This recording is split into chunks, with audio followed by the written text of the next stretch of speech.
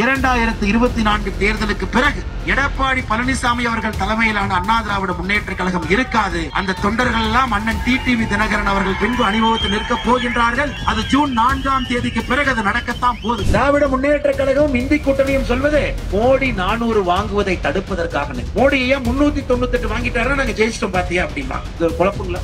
எடப்பாடி பழனிசாமி அவர்கள் தலைமையில் இருக்கக்கூடிய அனைத்து இந்திய அண்ணா திராவிட முன்னேற்ற கழகம், ஸ்டாலின் அவர்கள் தலைமையில் இருக்கக்கூடிய திராவிட முன்னேற்ற கழகம் தொண்டர்கள் வேறு வேறாக இருக்கலாம், ஆனா தலைவர்கள் ஒண்ணுதான். ஆனா அதிமுக தொண்டர்கள் எல்லாம் இந்த பக்கம். தொண்டர்களுக்கு தெரியும் எடப்பாடி பழனிசாமி அவர்களை பொறுத்தவரை கான்ட்ராக்டருக்காக நடத்தப்படக்கூடிய ஒரு கட்சினா இன்னைக்கு அண்ணா திராவிட முன்னேற்ற கழகம். 1960 பாடின அதே பஞ்சப்பாட்டை இன்னைக்கு வந்து பாடுறாங்க. வடக்கு தெற்கு. அப்ப அநியாயம் பண்ணது யாருங்க? காங்கிரஸ் கட்சி. இந்தியை திணித்தது யார்? காங்கிரஸ் கட்சி. செய்ததெல்லாம் அவர்கள். ஆனா இவங்க 2 பேரும் ஒன்னா சேர்ந்து இன்னைக்கு பிரதமர் நரேந்திர மோடி அவர்கள் குற்றம் சுமத்திருக்கிறார். அன்பார்ந்த பெரியவர்களே, தாய்மார்களே, அன்பிற்கினிய சகோதர சகோதரிகளே, தேனி பாராளுமன்ற தொகுதியினுடைய வாக்காள பெருமக்களே, ஒரு அற்புதமான மனிதருக்காக இங்கே நின்று கொண்டிருக்கின்றோம்.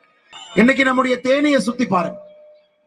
தேனியினுடைய குரலாக யார் இருக்க முடியும் என்று பாருங்க. நம் முன்னால் 2 மாற்றுக் கட்சிகளுடைய வேட்பாளர்கள் நின்று கொண்டிருக்கின்றார்கள். திராவிட முன்னேற்ற கழகத்தினுடைய வேட்பாளர் ஒருத்தர் இருக்கிறார். நீங்களே யோசிச்சு பாருங்க. தமிழகத்துல 21 இடத்துல திமுக நிக்குது. வெறும் 21 இடத்துலங்க. இன்னைக்கு முதலமைச்சர் ஸ்டாலின் சொல்றாரு, வாங்க இந்தியாவை காப்பாத்தலாம், என் கூட வாங்க அப்படிங்கிறாங்க. தமிழகத்தை காப்பாற்ற வேண்டும் ஸ்டாலினிடம் இருந்து என்பதற்காகத்தான் நாம் இங்கே நின்று கொண்டிருக்கின்றோம். அன்பு சகோதர சகோதரிகள், அந்த கோபாலபுரத்து குடும்பத்துக்கிட்ட இருந்து காப்பாற்றணும், மருமகிட்ட இருந்து காப்பாற்றணும். இவர்கள் 33 மாதமாக கொள்ளையடித்துக் கொண்டிருப்பதை எல்லோரும் பார்த்துக் கொண்டிருக்கின்றோம். அவர்களிடமிருந்துதான் தமிழகத்தை காப்பாற்ற வேண்டும் என்பதற்காக இந்த மாபெரும் கூட்டணி அமைந்திருக்கிறது. அன்பு சகோதர சகோதரிகளை, தேனியில் அண்ணன் டிடிவி அவர்கள் நின்று கொண்டிருக்கின்றார்கள். ராமநாதபுரத்தில் அண்ணன் ஓபிஎஸ் அவர்கள் நின்று கொண்டிருக்கின்றார்கள். எல்லா இடத்திலும் கூட நம்முடைய மூத்த தலைவர்களே இன்னைக்கு களத்தில் இருக்கிறாங்க. இன்னைக்கு அண்ணன் டிடிவி அவர்கள் நிற்க வேண்டிய அவசியம் இல்லைங்க. அண்ணன் டிடிவி அவர்கள் கட்சியிலிருந்து தன்னுடைய எந்த தொண்டரை நிறுத்தி இருந்தாலும் கூட தேனியிலே வெற்றி பெறப் போகின்றார். ஆனா ஏன் டிடிவி அண்ணனை களத்துக்கு வர வேண்டிய காரணம் என்னன்னாங்க, மோடி அவர்கள் 400 எம்பிக்களோடு வர வேண்டும். அதே நேரத்தில் தமிழகத்தில் ஒரு புதிய அரசியலை மக்களுக்கு காட்ட வேண்டும். 2 கட்சிகளும் கூட, ஒரு பக்கம் ஸ்டாலின் அவர்கள் தலைமையில் இருக்கக்கூடிய திராவிட முன்னேற்ற கழகம், ஒரு பக்கம் எடப்பாடி பழனிசாமி அவர்கள் தலைமையில் இருக்கக்கூடிய அனைத்து இந்திய அண்ணா திராவிட முன்னேற்ற கழகம் ஒரு பக்கம்.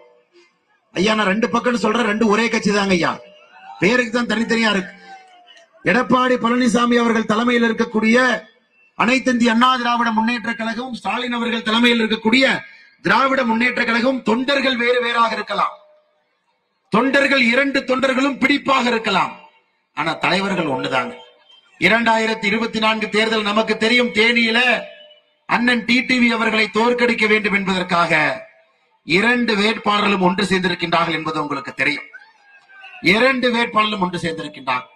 ஆனா தொண்டர்கள் ஒன்று சேரலீங்க. மக்கள் அவங்க கூட போகல. இந்த முறை 2024 ஏப்ரல் 19ஆம் தேதி தேனி பாராளுமன்ற தொகுதியிலே பார்ப்போம். அனைத்து இந்திய அண்ணா திராவிட முன்னேற்ற கழகத்தினுடைய தொண்டர்கள் வாக்கும் அண்ணன் டிடிவி தினகரன் அவர்களுக்கு தான். அம்மா மக்கள் முன்னேற்ற கழகத்தோடு இணைய போகின்றார்கள், வாக்களிக்க போறாங்க. அவர்களுக்கு தெரியும் அவர்களை வழிநடத்தக்கூடிய உண்மையான தலைவன் யார் என்பது அவர்களுக்கு தெல்ல தெளிவாக தெரியும். பூச்சாண்டிகளையும் போலி தலைவர்களையும் எந்த தொண்டனாக இருந்தாலும் கூட கண்டுபிடித்து விடுவார். இன்னைக்கு அப்படிப்பட்ட தலைவர்கள் தேர்தல் களத்திலே நின்று ஒருவருக்கொருவர் திட்டிக் கொள்வதை போல் நாடகம் நடத்தி கொண்டிருக்கின்றார்கள். அன்பு சகோதர சகோதரிகள், திராவிட முன்னேற்ற கழகம் தேனிக்கு செய்திருக்கக்கூடிய துரோகத்தை மட்டும் நான் சொல்றேங்க ஐயா, கேளு.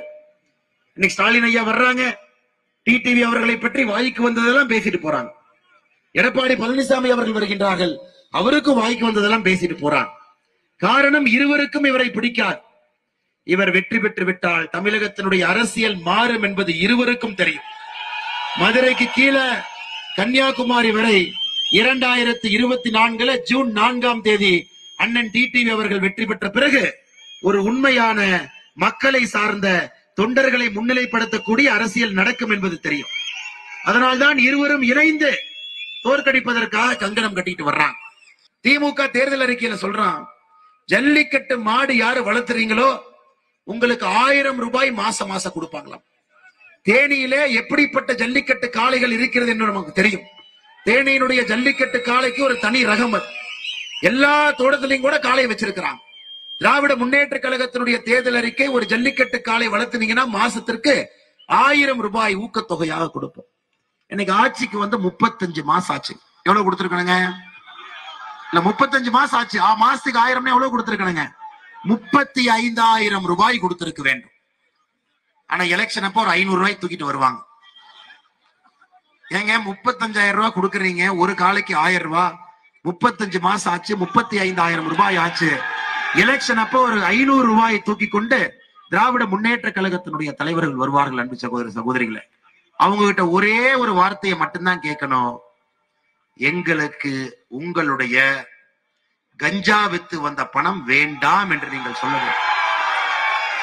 நீங்க சொல்லணும், நீ கஞ்சா வித்து அதன் மூலமாக வந்த பணத்தை கொடுத்து நான் உங்களுக்கு அடிமையாக போவதில்லை என்று நீங்கள் சொல்ல வேண்டும். இன்னைக்கு தமிழகத்தினுடைய மிக முக்கிய பிரச்சனையாக பல பிரச்சனைகள் இருந்தும் கூட அதையெல்லாம் பேசாத முதலமைச்சர் மு க ஸ்டாலின் அவர்கள் 1960 பாடின அதே பஞ்சப்பாட்டை இன்னைக்கு வந்து பாடுறார். வடக்கு தெற்கு. அப்ப அநியாயம் பண்ணது யாருங்க? காங்கிரஸ் கட்சி. ஹிந்தியை திணித்தது யார்? காங்கிரஸ் கட்சி. தமிழ்நாட்டிற்கு சரியான மக்களுடைய வரி பரிவு கொடுக்காதது யாருங்க? அதுவும் காங்கிரஸ் கட்சி. செய்ததெல்லாம் அவர்கள். ஆனா இவங்க 2 பேரும் ஒன்னா சேர்ந்து இன்னைக்கு பிரதமர் நரேந்திர மோடி அவர்களை குற்றம் சுமத்துகிறார். அன்பு சகோதர சகோதரிகளை, இன்னைக்கு அதிமுக தலைவர்கள் தேர்தலில் நிக்கிறாங்க. இப்ப டிடிவி அண்ணன் எதுக்கு நிக்கிறாங்கன்னா, நமக்கு தெரியும் ஜெயிப்பாரு, பார்லிமெண்ட் போவாரு, மோடி ஐயாவிட்ட நேரடியா தொலைபேசியில பேசுவாரு, எல்லா அமைச்சர்கள்ட்டையும் பேசுவாங்க. தேனிக்கு எது வேண்டும் என்றாலும் கூட ஒரு தொலைபேசியில கொண்டு வந்துருவாங்க. அதிமுகவை பார்த்து நீங்க எதுக்கு நிக்கிறீங்கன்னா, மத்தியில யாராச்சும் ஆட்சி அமைப்பாங்க, நாங்க வலியுறுத்துறதுக்காக நாங்க இருக்கோம் அப்படின்னு. இந்த அநியாயத்தை பார்த்திருக்கீங்களா? நீங்க எதுக்கு நிக்கிறீங்கன்னா, மத்தியில யாராச்சும் ஆட்சி அமைப்பாங்க, நாங்கள் வலியுறுத்துவதற்காக நிற்கின்றோம். திராவிட முன்னேற்ற கழகத்தை பார்த்து நீங்க எதுக்கு நிக்கிறீங்க அப்படின்னா, மோடி அவங்க 400 வாங்கக்கூடாது தடுப்பதற்காக நிக்கிறோம். எங்கேயாவது திராவிட முன்னேற்ற கழகத்தினுடைய தலைவர்களோ இந்தி கூட்டணியினுடைய தலைவர்கள் எங்கேயாச்சும் சொல்றாங்களா நாங்க ஜெயிப்போம்னு?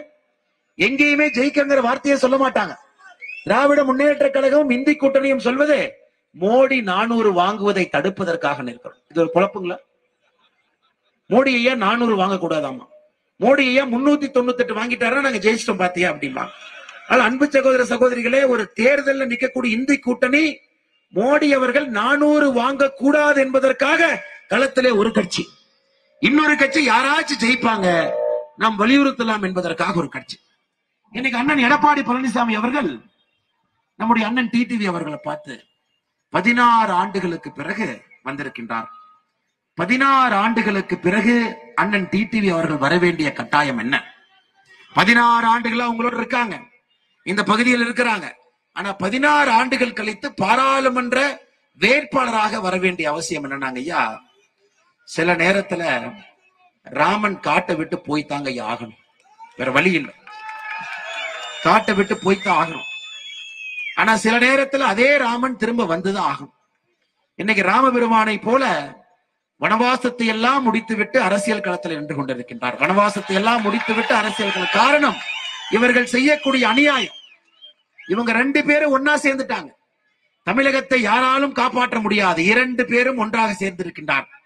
இன்னைக்கு தமிழ்நாட்டுல எந்த தொகுதியில ஒன்னா சேர்ந்திருக்கிறாங்களோ இல்லையோ, தேனியிலே ஒன்றாக சேர்ந்திருக்கின்றார்கள். காரணம், எந்த காரணத்திற்கும் டிடிவி அவர்கள் வெல்லக்கூடாது என்பதற்காக ஒரு மறைமுக கூட்டணிய அதிமுகவினுடைய தலைவர்களும் திமுகவும் ஏற்படுத்தி இருக்கின்றார்கள். ஆனா அதிமுக தொண்டர்கள் எல்லாம் இந்த பக்கம். தொண்டர்களுக்கு தெரியும், எடப்பாடி பழனிசாமி அவர்களை பொறுத்தவரை கான்ட்ராக்டருக்காக நடத்தப்படக்கூடிய ஒரு கட்சினா இன்னைக்கு அண்ணா திராவிட முன்னேற்ற கழகம்.